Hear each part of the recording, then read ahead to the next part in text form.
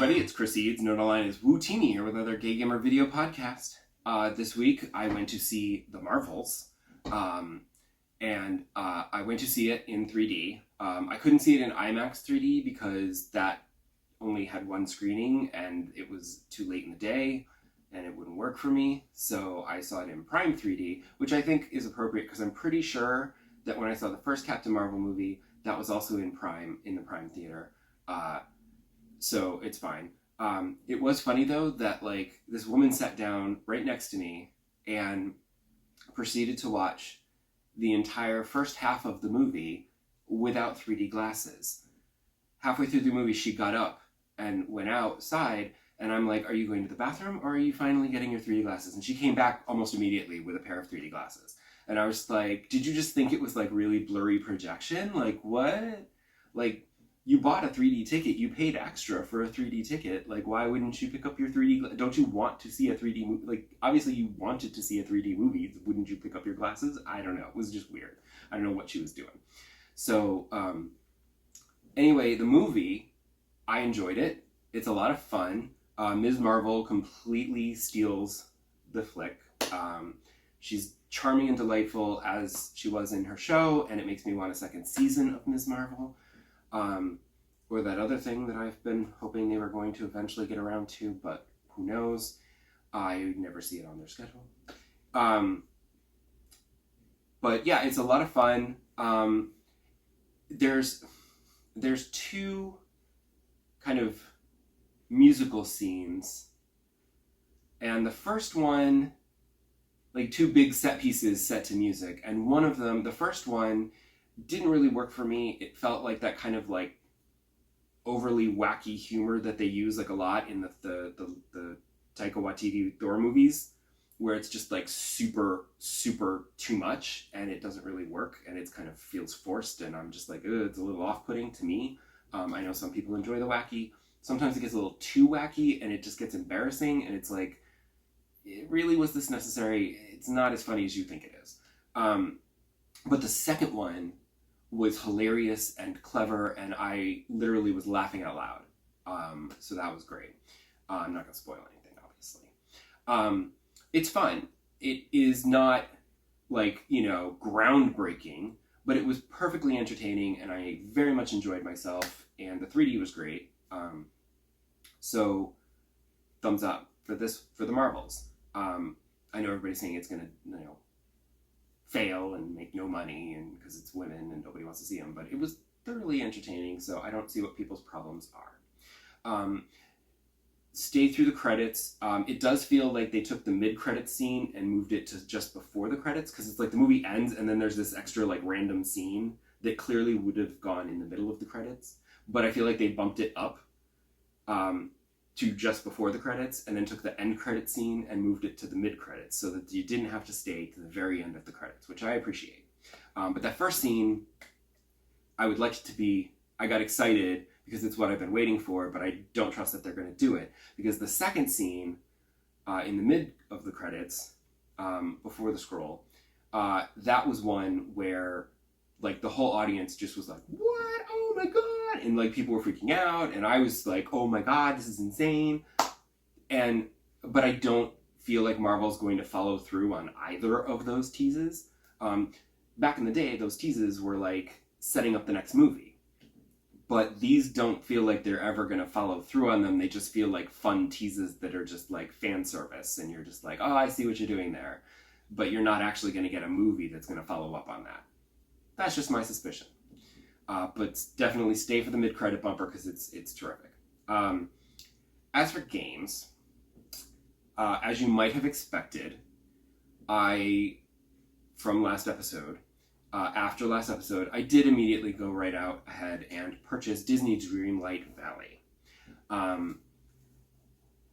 I thought it would be like Animal Crossing. I thought, oh, it's like Animal Crossing. I could just play it for a little bit each day and then continue playing Spider-Man.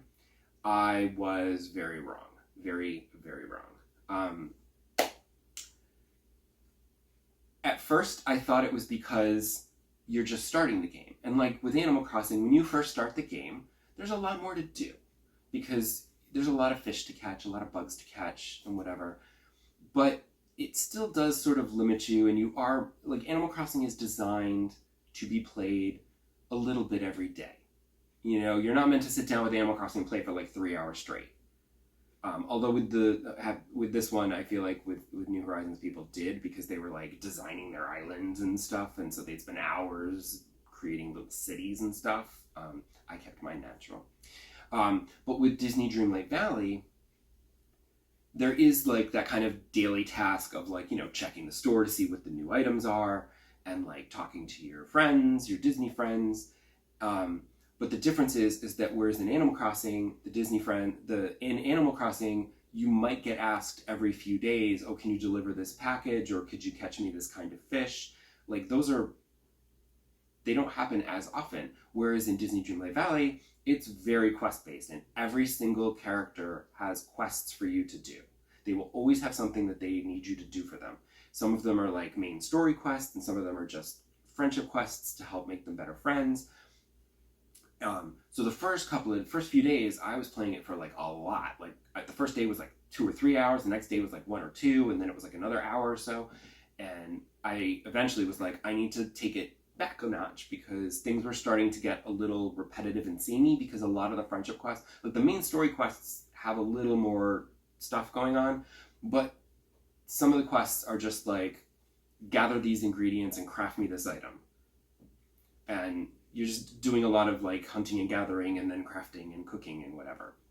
So that ended up feeling kind of samey, and I was like, I need to take it back and play less, because it's getting a little repetitive, and I don't want it to like ruin itself right away. And I was doing a good job of that, just playing a little bit, doing a little favor here, a little favor there, and then calling it a day. Until the end of the week, it was like Friday night, I was playing it, and I was determined to finish this quest with Goofy to fix this broken raft on a beach. And I still needed to get some iron ingots. And to do that, you need to craft them from iron ore. But there was only one place you can only get iron ore out of the forest.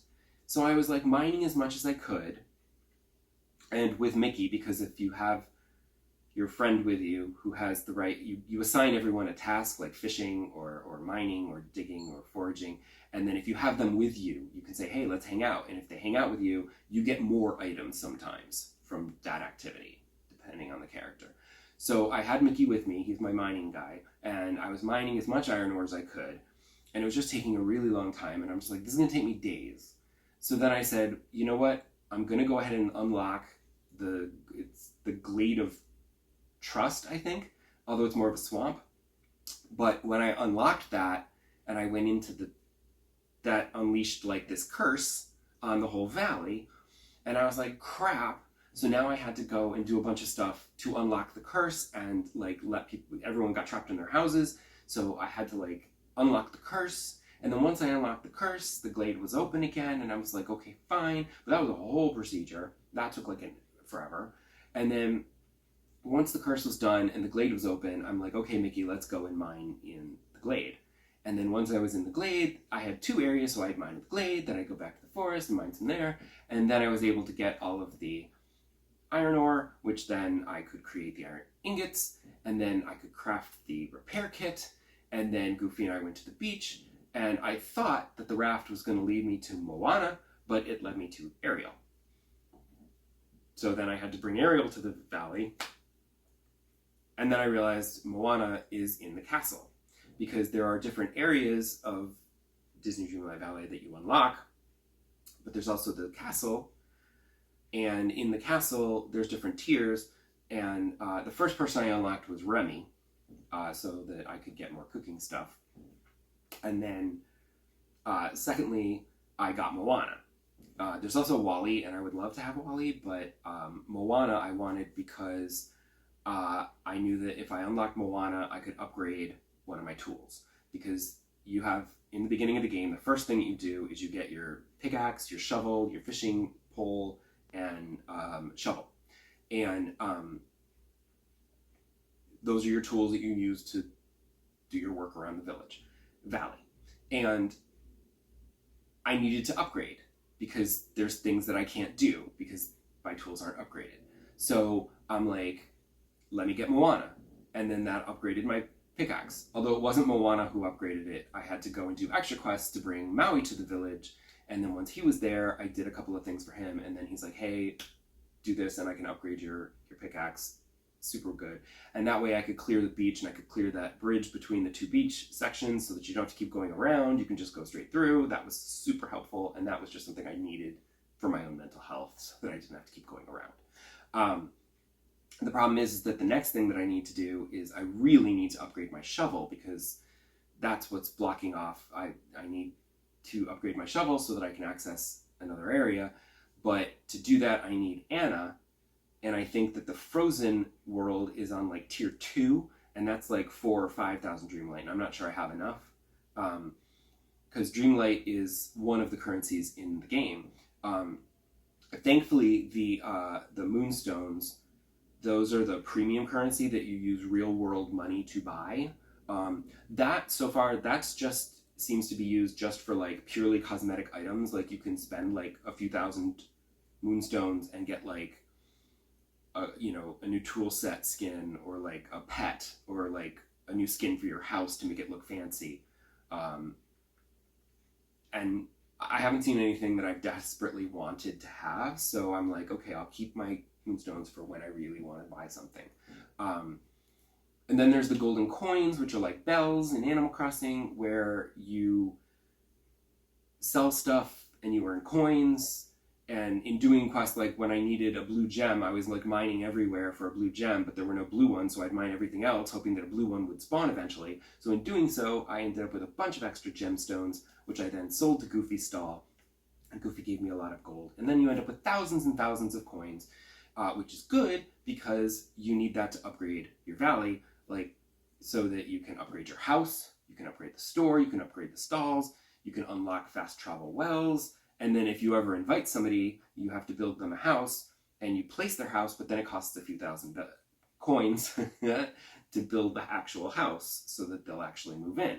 So the coins are used to help build up the valley. And then the Dreamlight is like Nook Miles, where you'll get Dreamlight just by playing the game.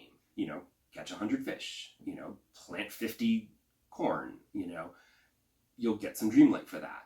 And then Dreamlight is used to unlock new sections of the valley, or in the castle you can unlock new characters. You can enter their realm to bring them to the village. And then, so Dreamlight is sort of earned throughout playing the game naturally. But then every day there's like specific quests where it's like, every day they rotate and it's like, okay, cook 3 meals, or like, give 2 presents, or catch 3 fish, so that you can kind of get a little faster. Instead of catching 100 fish, you can catch 3 fish at the beach and get like 250 Dreamlight for doing that. So that helps. So I'm always like doing the main quests, and then you'll unlock things naturally, but then I'll also check the daily requirements and say like, oh, I can do that really quickly. I'll sell 3 vegetables. I wouldn't normally do that, but I can do that to get like, 200 Dreamlight. No problem. So there's a lot of moving pieces. There's a lot going on. It was a little overwhelming at first. The menus are helpful. I do have a couple of complaints. First, you have a stamina meter, your energy bar, and doing, fishing or mining or digging, or whatever, it uses energy. And your energy will deplete. And then when you have no more energy, you can't do anything anymore. I mean, you can still walk around. But it's easily replaced. All you have to do is eat something. Fruit, vegetables, fish. If you cook stuff, you can get even more energy. Like, cooking something will give you more energy than just the item itself. Like if you turn something into soup, you'll eat that, and then you'll get more energy than just eating the vegetable by itself. But like, you don't even have to go through that effort. Like, I've been fishing, and then I'm like, oh, I still need to catch more fish. Let me eat 4 apples, and then I'll keep going. And so it doesn't really affect gameplay. It doesn't like stop you and say, well, you have to come back tomorrow when you have more energy. Like, all you do is eat a few apples, and then you can keep going. So it's just sort of a nuisance, and I'm not really sure why they included it, because it doesn't really add anything to the gameplay except being annoying. And then the other complaint that I had about Disney Dreamlight Valley is the photo mode.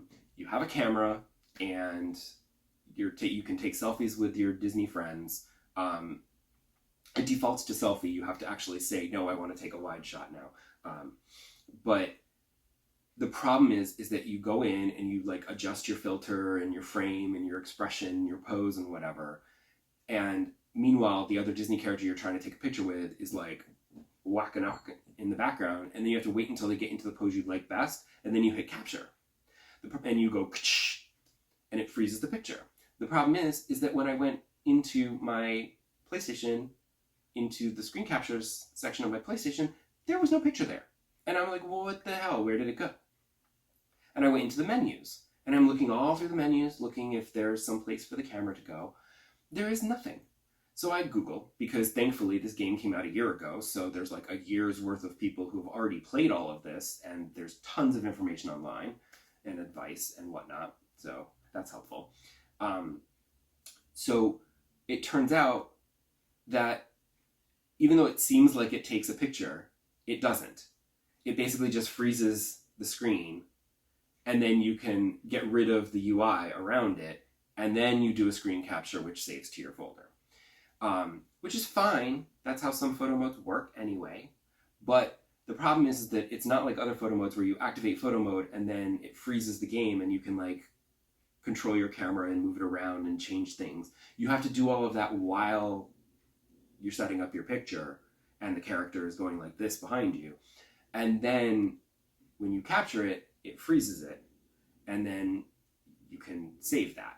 But if you want to have that, I've been taking wide selfies now, because when you try to take a square selfie, that's annoying because you have to save the whole screen, you know, and it doesn't black out the sides. So you still have extra shit on the sides, which is annoying. And so you have to like basically download it to your phone and then crop into the center so that you can have a proper square selfie. It's annoying. So that's irritating. All it would need to do is whatever frame you set, if you want it vertical, horizontal, square, whatever, when you press that capture button, it could save that to your PlayStation. That's all it needs to do. It would be super helpful. That's all. That's all I'm saying. Anyway, I am enjoying Disney Dreamlight Valley. There's a lot to do, so it's taking up a lot of my time. I have not played a whole lot of Spider-Man.